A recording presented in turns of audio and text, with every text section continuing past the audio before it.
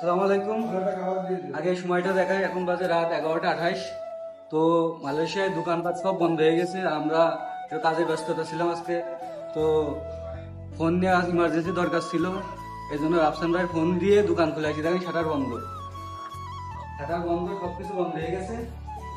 তো দোকানে শুধু আমরা 4 জন আছি, আর রাফসান ভাই হয়তো ঘুমিয়ে গেছিল। এই যে ঘুমিতে ডেকে নিয়ে আসছি ফোন দিয়ে।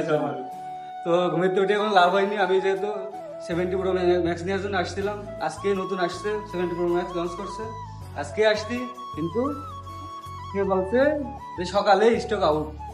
তো ভাই সাহেব যোগাযোগ না করে রাখা হয়েছে, এই জন্য আর কি স্টক আউট হয়ে গেছে। তো ব্যাপার না, আমি নিতে পারিনি আজকে। তো ভাই বলেছে যে 1-2 দিনের ভিতর আবার আসবে। তো ভাইয়া নিল 14 প্রো ম্যাক্স, আর এটা সুমন নিল 13 প্রো ম্যাক্স। তো আমি খুবই দুঃখিত। আমার কিন্তু রাব্বি এর আগে মনে হয় 5-6 বারের উপরে আইছে, খালি কয় ভাই 17 প্রো ম্যাক্স কবে আইবো।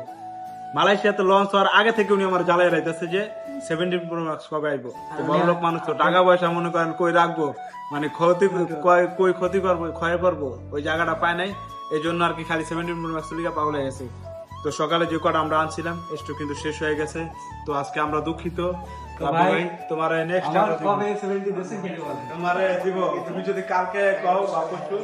তো গাইস আপনারা শুনছেন যে কবে দেবে, এরপরে যদি এসে ফিরে যাওয়া লাগে তারপরে কিন্তু আপনারা কেউ আসবেন না, এই দোকানে আসবেন না। আর ভাইয়ের দোকানে সবকিছু এত পরিমাণ সেল হয়, মানে সে মানুষের বিশ্বস্ত একজন লোক, তার কাছে আসলে তো মানে ঠকে না, এই জন্য সবাই আসে।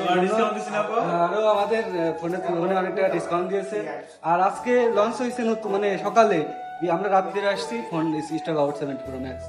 তো এটাকে বলা ছিল। আর ভাই কাল বসে ভিতরে দেবে ইনশাল্লাহ, কাল বসে 70 প্রো ম্যাক্স নিয়ে দেখা হচ্ছে।